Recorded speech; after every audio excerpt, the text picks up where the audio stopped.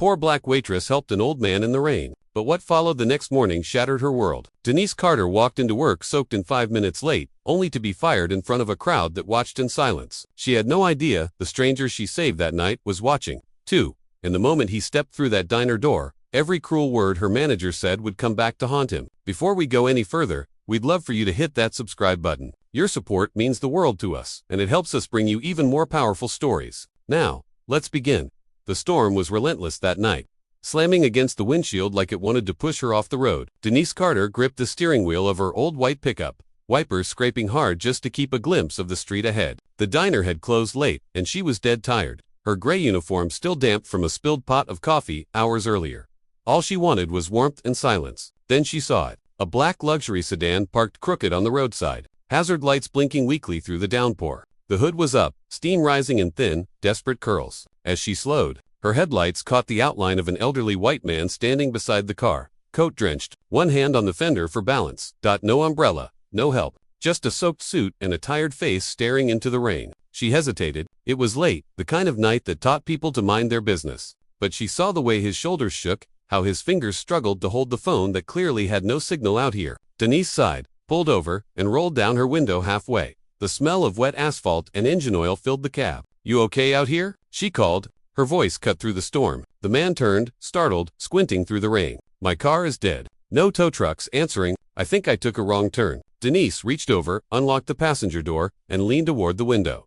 "You'll freeze out here. Get in before you drown." He hesitated, studying her. A stranger offering help on an empty road. Then he nodded, opened the door, and slid in, dripping water onto the worn seat. The heater barely worked, but she cranked it anyway. The hum filled the silence as they drove off slowly. His voice was quiet, but grateful. "You didn't have to stop." Denise shrugged. "Guess I did. Can't leave someone's granddad melting in the rain." That earned the faintest laugh. He introduced himself as Henry Weston. Said he'd been driving back from a late meeting outside the city. The storm had caught him halfway, and his car gave up soon after. Denise listened, but didn't pry. She just drove, the headlights sweeping over wet trees, the rhythm of rain steady and heavy on the roof. She took him to her neighborhood, a line of narrow apartment blocks, shadowed by flickering streetlights inside her small one-room flat. She handed him a towel and a warm cup of instant soup. The radiator clicked weakly. She gave him her only blanket, ignoring his protests. When he finally drifted off on her couch, she sat quietly by the window, watching the rain slow to a drizzle. Her reflection looked tired but peaceful. She had done the right thing.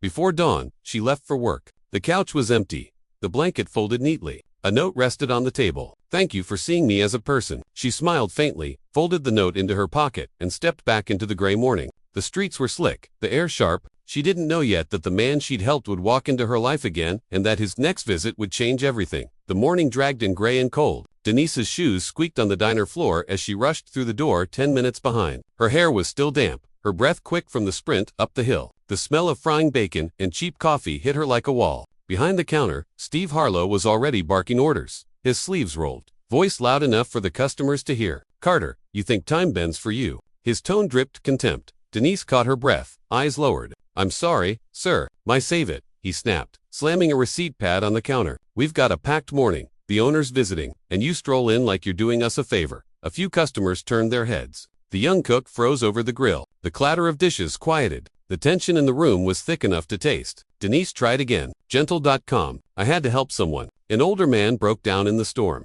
"I couldn't just." Steve cut her off with a wave. "You think good deeds pay rent? You're late. That's all that matters." He turned to the crowd, voice rising. "If any of you want to show up late, too, maybe you can join her out the door." A few people chuckled under their breath. Others looked away. Denise's chest tightened. "Please, Mr. Harlow. I've worked here for years." "You know I don't." He pointed to the door. "You're done. Hand over your apron. I don't need excuses. I need reliability." Silence. Even the fryers seemed to stop bubbling. Denise untied her apron, hands trembling, jaw tight. She laid it carefully on the counter, refusing to let him see her break. As she turned toward the door, a woman in a booth whispered to her friend, "That poor thing. She's the nicest one here."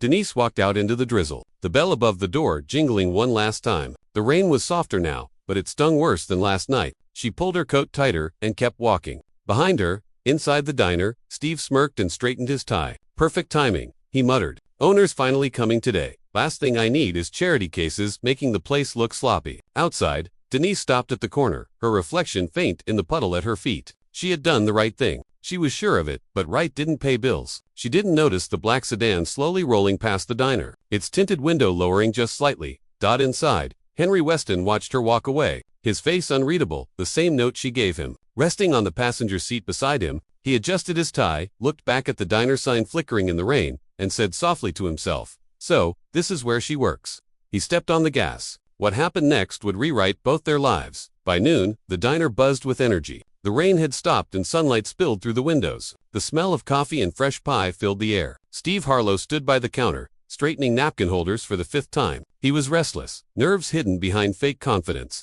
The staff whispered. No one had ever met the elusive owner. And today was the day. At exactly 12:30, the door opened. The bell chimed once. A tall silver-haired man stepped inside, dressed in a dark tailored coat, polished shoes, and composure that quieted the whole room. His presence was calm but commanding, the kind that made people stand straighter without knowing why. The cook paused mid-turn at the grill. A waitress froze with a coffee pot half raised. Steve hurried forward with a salesman's smile plastered on his face. "Mr. Weston." "Welcome, sir," Steve said, voice high with forced warmth. "Everything's running perfectly clean, efficient, just like you'd want it." Henry Weston scanned the diner. His eyes moved over the booths. The counter, the polished chrome, the staff trying not to stare. But when he saw the empty corner where Denise used to work, his jaw tightened slightly. "Where's the young woman from last night?" he asked, voice even. Steve blinked. "I'm sorry, sir." "Denise Carter," Weston said again. "The waitress who worked here yesterday morning." The manager forced the laugh. "Oh, her. I had to let her go. I'm afraid. Always late. Poor attitude. Not the kind of image you'd want for your business." Weston's expression didn't change, but the silence that followed cut through the chatter like a blade. He turned toward the cook. "Is that true?" The cook looked at his shoes. "No, sir. Denise was the best we had." Steve's smile faltered. "People like to exaggerate. I run a tight ship here." Weston stepped closer. "You fired her this morning?" "Yes, sir." "For cause?" Weston nodded slowly. Then he said, "Call her back." Immediately, the color drained from Steve's face. "Sir, that won't be necessary." I said, "Call her back." Weston repeated. The room went dead quiet. 5 minutes later, the bell above the door chimed again. Denise stepped inside, still in her wrinkled uniform, confusion etched on her face. Every head turned as she walked in, unsure why she'd been summoned. Weston's eyes softened when he saw her. "Miss Carter," he said, voice steady but warm. "You helped me last night when no one else would. You didn't know who I was, and you didn't care. You just saw a person who needed help." Whispers rippled through the diner. The cook dropped his spatula. The waitress gasped. Weston continued. "You showed me what this place should represent, so I'm making it official. Denise Carter is reinstated as co-manager, effective immediately." Steve's jaw fell open. "You can't be serious."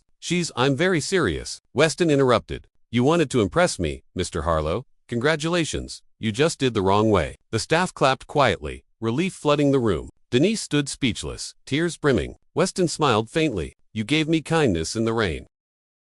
I intend to return it with respect."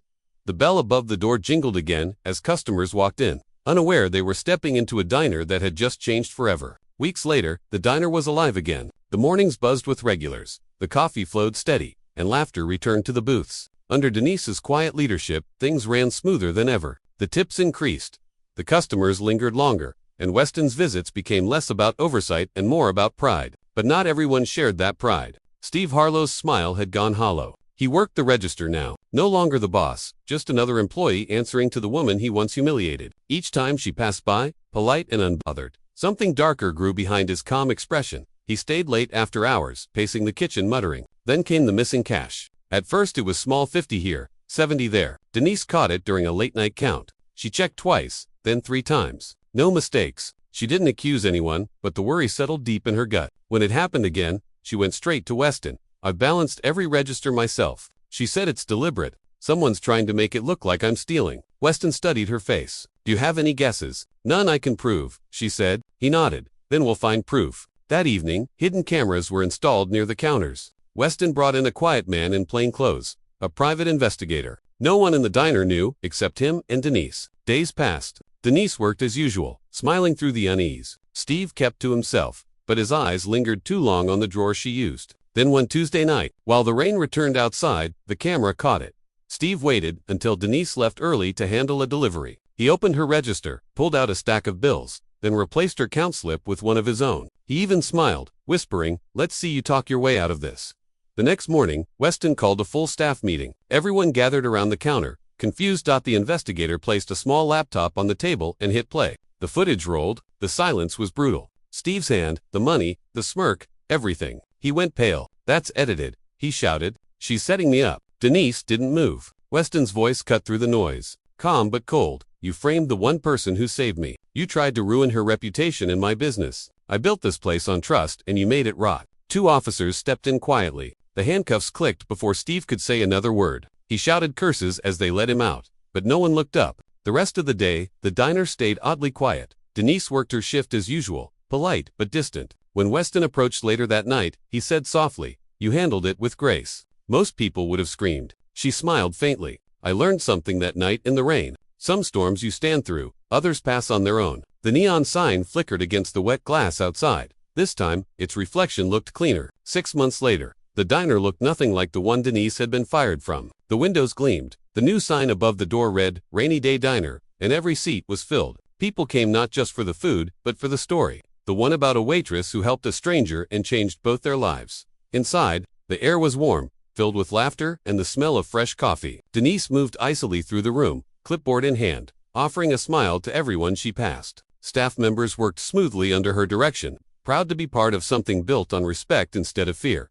Weston sat in his usual corner booth, quietly watching her work. The press had written about her months ago, calling her the heart behind the diner's rebirth. When a local reporter asked what made him give her half ownership, he'd said only, "She gave me kindness when she had nothing. That's worth more than profit."